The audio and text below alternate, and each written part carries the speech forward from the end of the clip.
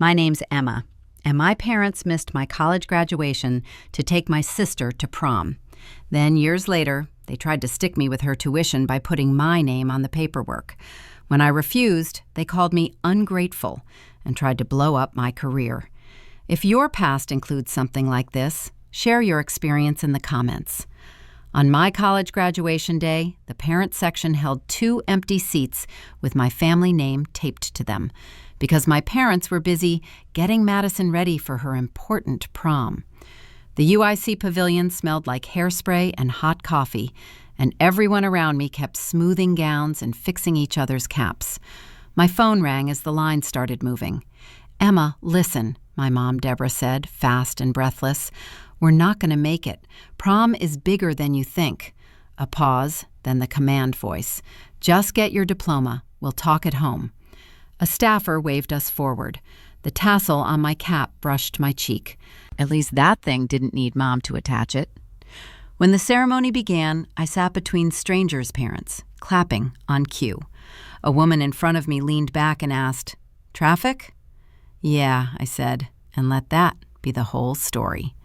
My screen lit up again. Deborah texted an address, Hilton, Naperville. Like I was the one who needed directions.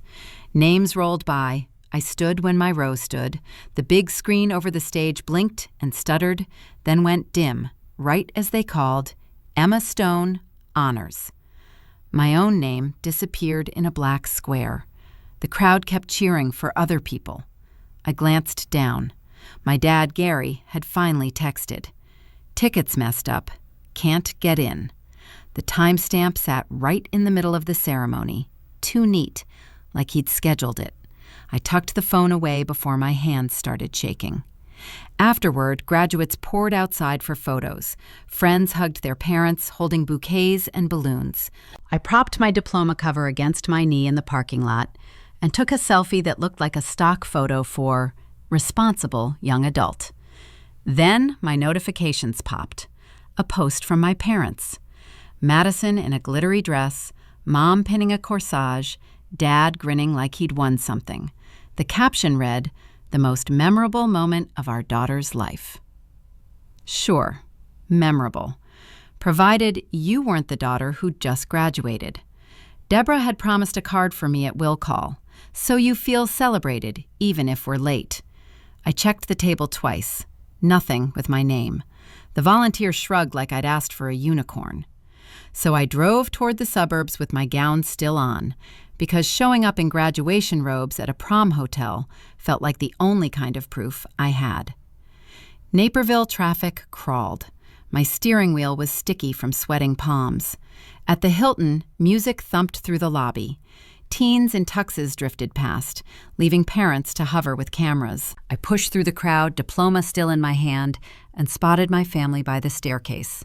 Deborah adjusting Madison's corsage, Gary angling his phone for a photo. My arm lifted before my brain caught up. "Mom!" A security guard stepped in front of me and held out his hand. "Wristband?" I fumbled for my phone instead, diploma sliding, and heard Deborah laugh like I was a stranger. The security guard didn't budge. His palm stayed up like I was trying to sneak into a club, not walk 5 steps to my own parents. "No wristband, no entry," he said. "I'm not going to prom," I said, holding my diploma cover up like it was a badge. "I just graduated. They're my family." He glanced past me at the crowd of teenagers and cameras. "Registration's that way."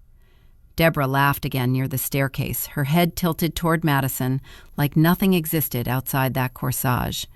Gary's phone was held out, his smile fixed.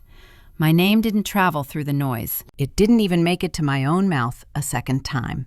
I turned toward the exit before the guard could decide I was a problem. In the parking lot, I texted my mom. "Can we talk? I'm here." No reply. My dad's typing bubbles appeared, then disappeared. The only thing that came through was another photo notification, like the universe had a scheduled post.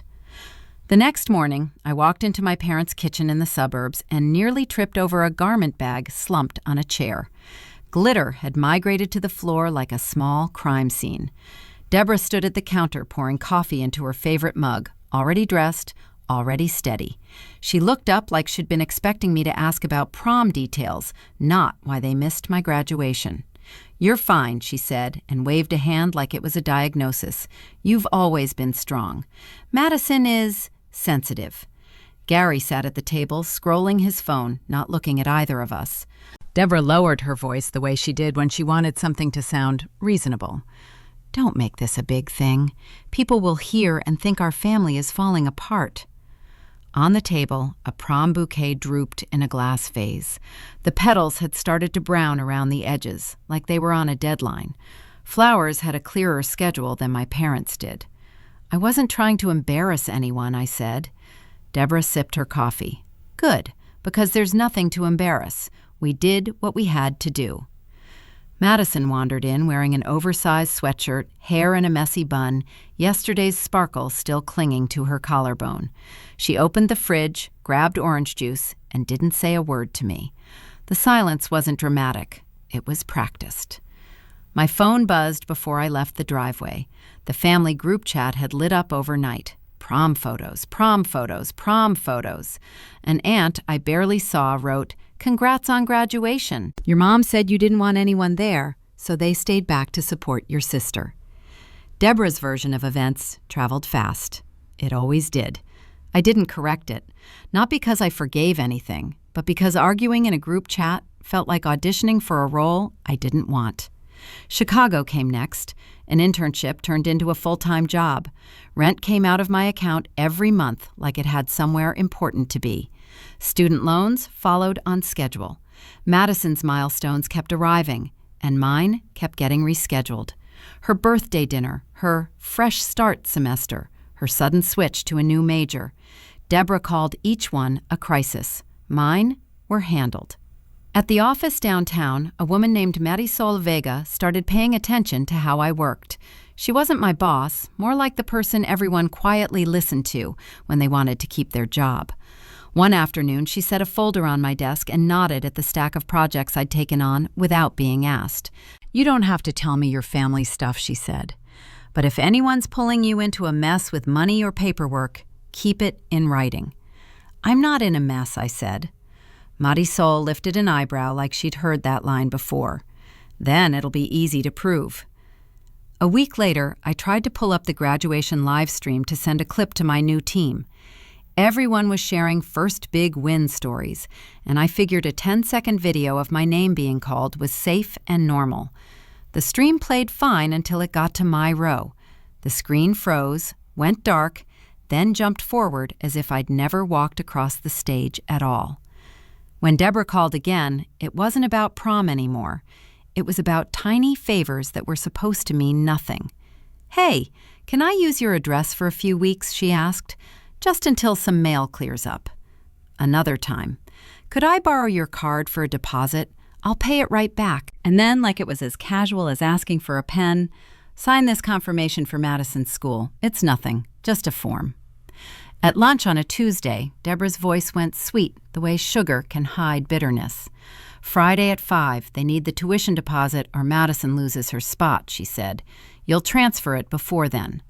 My calendar was packed with meetings stacked like dominoes. While I stared at the screen, a second call flashed through. Gary, right as I reached for the conference room door, and my thumb hit accept. Gary's name lights up while my hand is on the conference room door. I answer anyway. "Hey," he says. "Dad, I'm walking into a meeting," I whisper.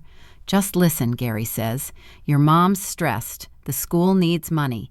You can cover it, and we can all move on." "That's not an answer," I say.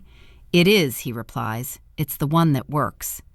The door swings open, and I slip into my chair, muting the call. The meeting drags, and my phone vibrates against my leg.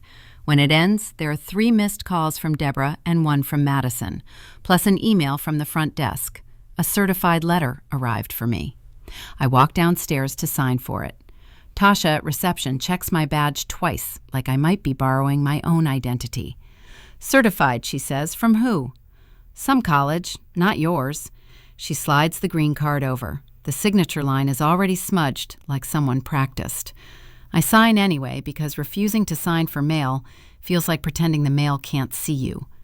I tuck the receipt into my pocket, then head back upstairs quickly. The envelope is thick and official, stamped with a university logo that isn't mine. It's addressed to Emma Stone, but the return label reads, Madison Stone's School, Office of the Bursar. I open it at my desk with a pen. Final notice is printed at the top. Madison's tuition plan is past due and will be sent to collections if not resolved by Friday at 5 p.m.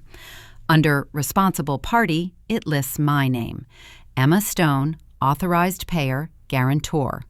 There's a student ID number, a portal link, and a line that says, Authorization Received.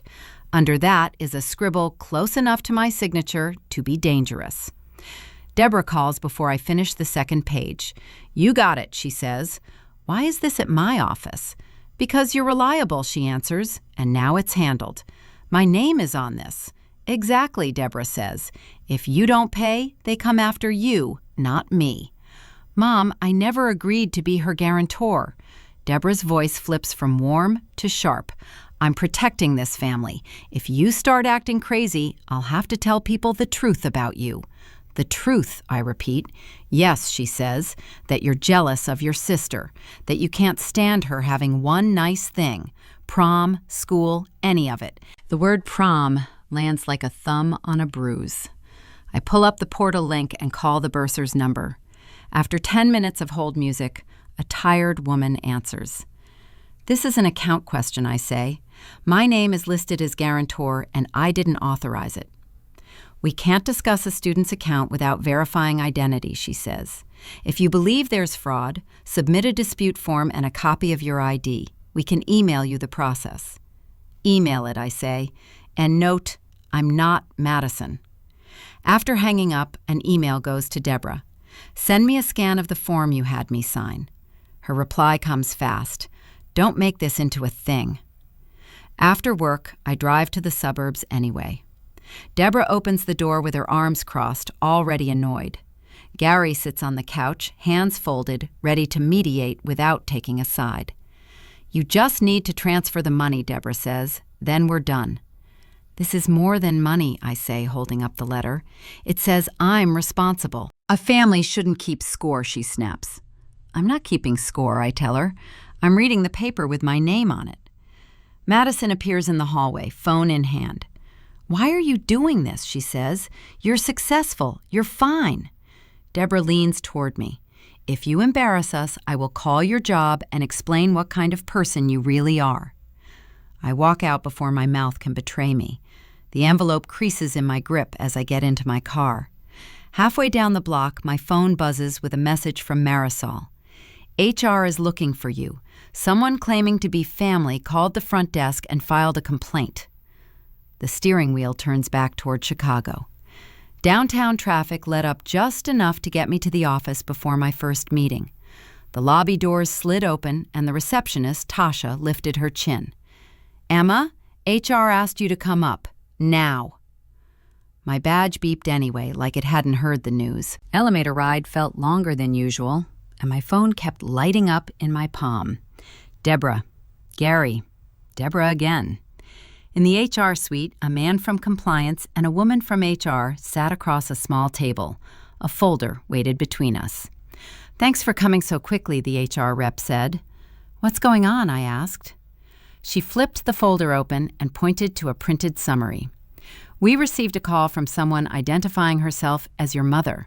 She alleges you took money from family and threatened her when she asked for it back. The compliance guy added, she also contacted the front desk and requested employee information. We declined. I didn't take anything, I said.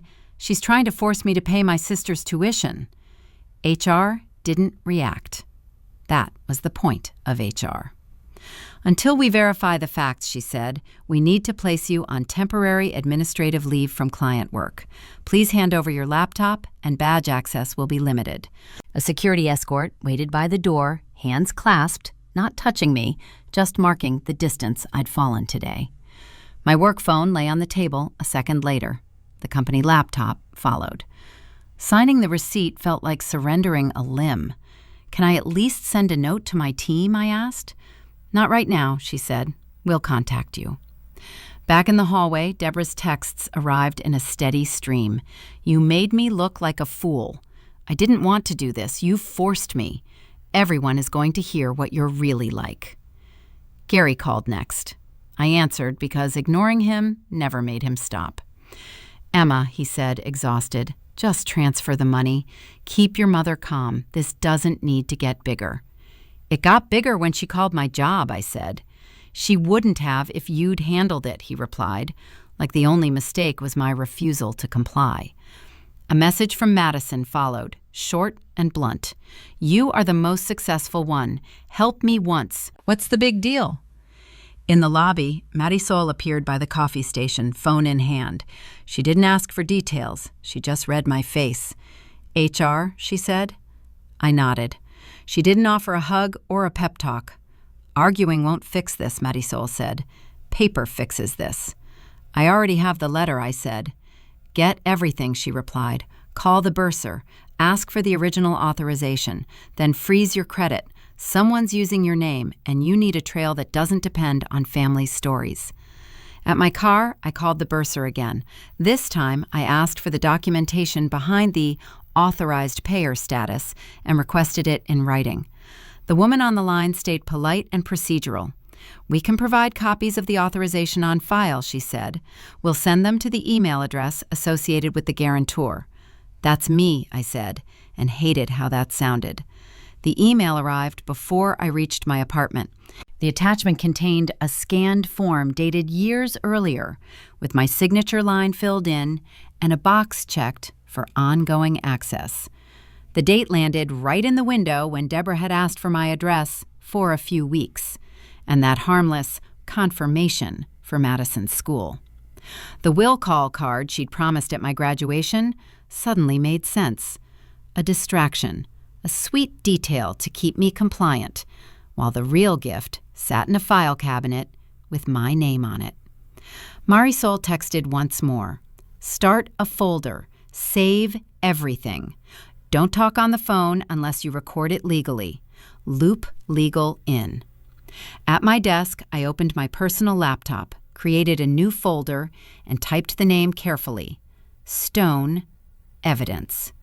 My thumb hovered over the call button for the bursar's office again, then slid to the number Marisol had sent for legal, and the line kept ringing as I walked fast toward the elevator. By midnight, my apartment was lit by a laptop screen and a desk lamp. The final notice letter lay next to the bursar's scanned authorization, and a credit report sat open with my name at the top. Notifications were off. The phone stayed face down because I was done hearing "call your mother" from relatives who didn't notice 2 empty seats at my graduation. The credit report didn't show new debt yet, which only meant the damage hadn't posted. My cursor hovered over freeze credit, and I realized how long I'd waited for permission to react. Deborah always made the first move. My job was to absorb it. That habit had been built with tiny requests, an address for a few weeks, a signature, "just confirming you're her sister," a deposit, "I'll pay you back Friday." Each one arrived with the same script. Emma can handle it. Emma is practical. Emma doesn't need a fuss. When my parents skipped my graduation, they used that script again. 2 empty seats became a story about how I preferred things private. I let it stand because correcting it felt like starting a fight over a party. Now my name sat under guarantor, and the party had turned into paperwork. A text from Marisol slipped through because she was starred. "Still awake?" "Yeah," I wrote. Her answer came like a checklist, not a hug. "Good. Freeze your credit tonight. Screenshot everything. Email. Don't call. Get the authorization packet from the school. Loop HR and legal so nobody can say you hid it." Another message followed.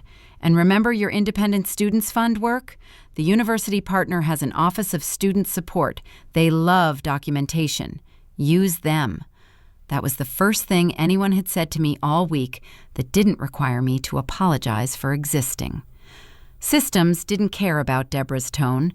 They cared about dates, names, and forms. I opened my banking app and scanned recent activity. No transfers, no mystery charges. Deborah hadn't taken money, She'd taken position. She'd moved the problem onto paper so my refusal could look like irresponsibility. If I paid, it would validate her setup. If I didn't, collections would come after me. Either way, she'd get to tell people I was the difficult one. Admin leave meant my paycheck might pause. If Deborah dragged this through the family, the group chat would explode. None of that changed Friday's deadline. The part that landed hardest wasn't prom or even the live stream glitch. It was seeing the pattern in print. Help Madison was never the point. The point was access. An unlocked door to my time, my money, and my reputation. My success wasn't celebrated. It was treated like a family account with no password. The mouse jerked when my hand shook, bumping the diploma frame leaning against the wall. The glass tapped the table and held. That little sound dragged me back to the stage, the way I'd walked across without looking for anyone, because looking had felt stupid. I'd told myself the degree couldn't be taken away. Tonight proved it could still be used. A new email draft opened. Recipients went in first because that part stayed clean. HR's general inbox, the bursar's dispute address, and our legal liaison, per Marisol's note. The subject line needed to be plain. Unauthorized financial authorization using my name. Facts only in the body. My full name, the account reference number, the date on the scanned authorization, and the statement that I did not consent to being an authorized payer or guarantor. The final notice and the scanned form went in as attachments, along with screenshots of the portal page. I asked for written confirmation that my name would be removed and that the matter would be treated as identity misuse. A soft version of me wanted to add something about family pressure. The version writing this email didn't. The message didn't need feelings. It needed a record that could stand up in HR, at the school, and anywhere else Deborah tried to drag me. My finger hovered over send, then pressed. The email left the outbox and my phone started ringing again. Deborah, of course, as I reached for the legal liaison's number. Deborah kept calling while the legal liaison's voicemail played. I let it ring through and typed a short text. Need earliest consult. Possible identity misuse tied to tuition account. Urgent. Then I turned the phone face down and watched it buzz itself tired. By 10 the next morning, HR asked me to come in for a documented conversation. Marisol met me at the elevator with a legal pad and the look she reserved for people about to walk into a mess. Talk less, she said. I wasn't planning to sing, I said. Good, Marisol replied. Let the paperwork do the yelling. A small conference room waited with 2 HR people and our internal counsel, a woman named Priya who introduced herself like she'd done this 1,000 times. We're here to understand the risk to the company, Priya said. My mother called to punish me, I said. She's trying to force me to pay my sister's tuition. The HR rep slid a printed complaint across the table. It read like a script. I had borrowed money. I had refused to repay. I had made threats. Nothing specific enough to disprove, which was the point. Priya folded her hands. Do you have documentation that connects her to the tuition account? I opened my folder and passed over the bursar letter, the scanned authorization, and the email chain. Marisol added, everything is time-stamped. Priya nodded once and dialed into a scheduled call with the university's bursar office. A speakerphone crackled, and a man introduced himself as Mr. Hendricks. We received Ms. Stone's dispute, he said. We can provide the authorization packet on file. Please do, Priya said. We need creation dates, update history, and the method of submission. Understood, Mr. Hendricks said. I'll email the full packet after this call. While we waited, Deborah texted nonstop. You're ruining us. You're making me do this. If you tell people I forged anything, I'll sue you for defamation. Priya glanced at my screen when it lit up. Save those, she said. Don't respond. 10 minutes later, Mr. Hendricks' email landed. Priya opened it on her laptop and turned the screen so Marisol and I could see. The authorized payer profile wasn't new. It had been created years earlier, then updated again and again, New address, new contact number, new payment method, like someone tending a houseplant they didn't want to die. This date, Priya said, pointing, matches when you told HR you were still living at your parents' address. Marisol didn't look surprised. It matches when your mom wanted to borrow your mailbox. Another page showed a general consent form, not tied to a specific semester. The signature line carried my name, and the checkbox allowed ongoing access. So that confirmation wasn't for Madison, I said. It was for you, Priya replied, as the responsible party. Mr. Hendricks cleared his throat through the speaker. We also have a note from a family member stating you previously agreed to assist and are now retracting.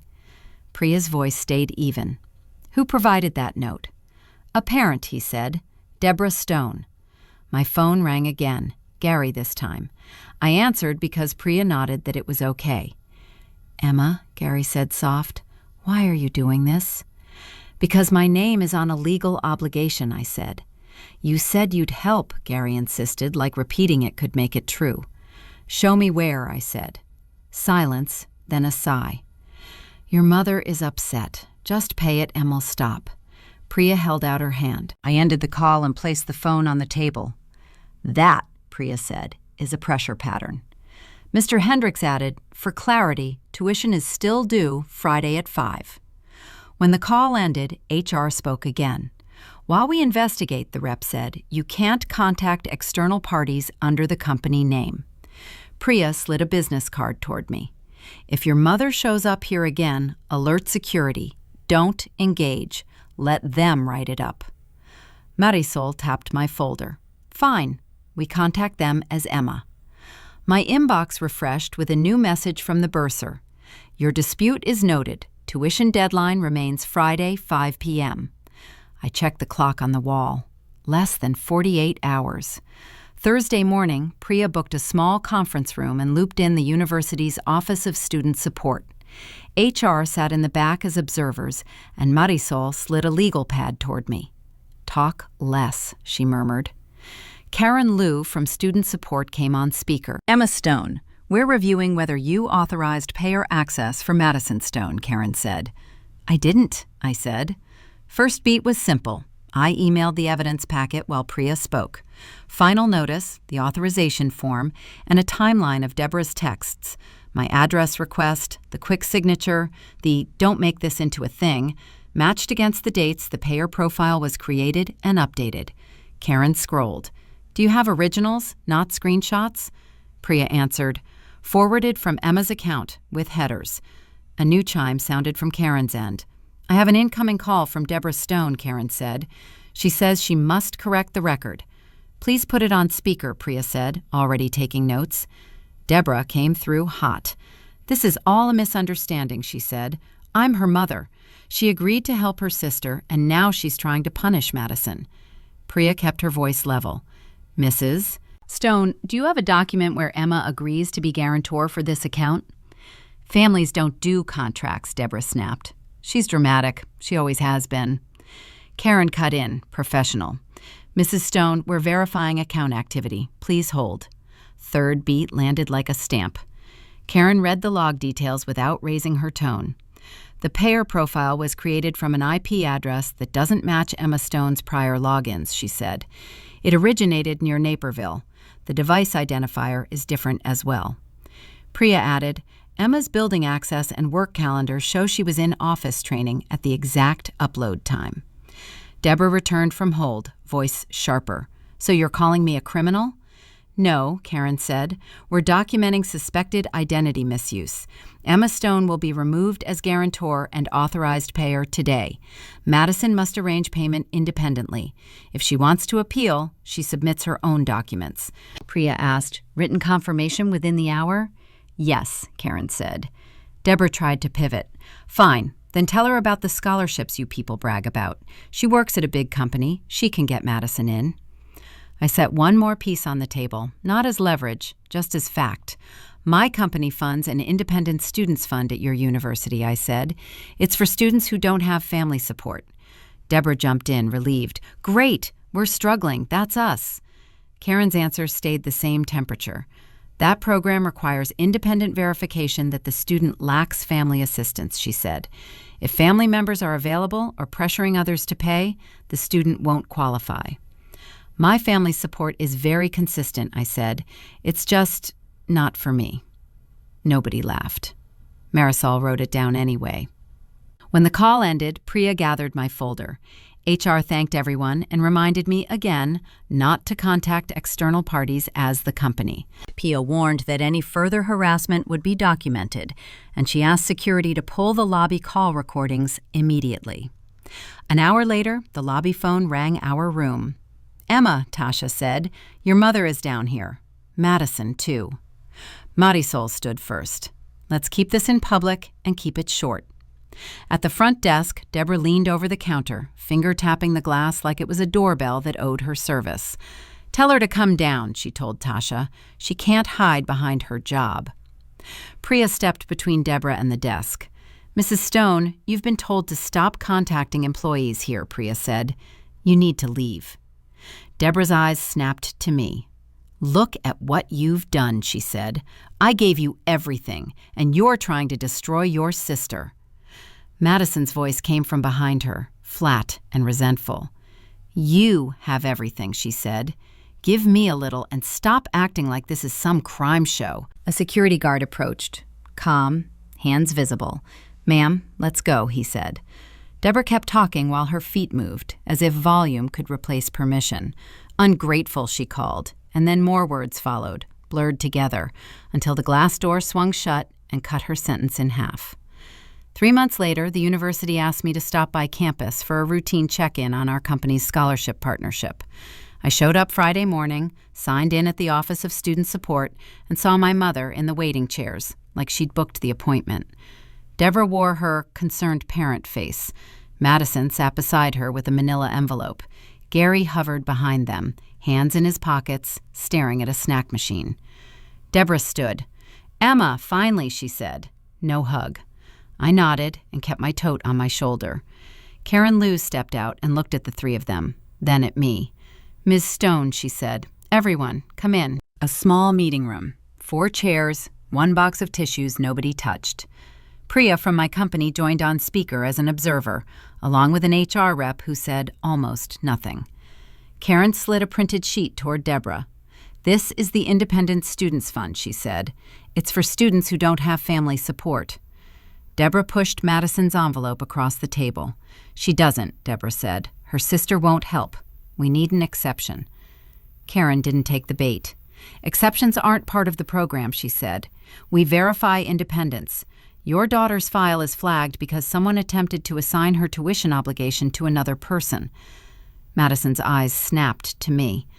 "I didn't ask for that," she said. "I just need school." Deborah cut in, voice rising. "You're punishing her for having parents," she said. "That's backwards." Karen opened the envelope and glanced at the forms. "You're here with her today," she said. "That's support. Also, you've repeatedly contacted an employee's workplace about money. That conflicts with the program's purpose." Deborah leaned forward. "So what, she just fails?" she said. "Financial aid can discuss federal options and work study," Karen answered. "This fund isn't designed to solve family disputes." Deborah's phone buzzed on the table. She ignored it and aimed her stare at me. "You could fix this," she said. "You've always been the one who fixes things."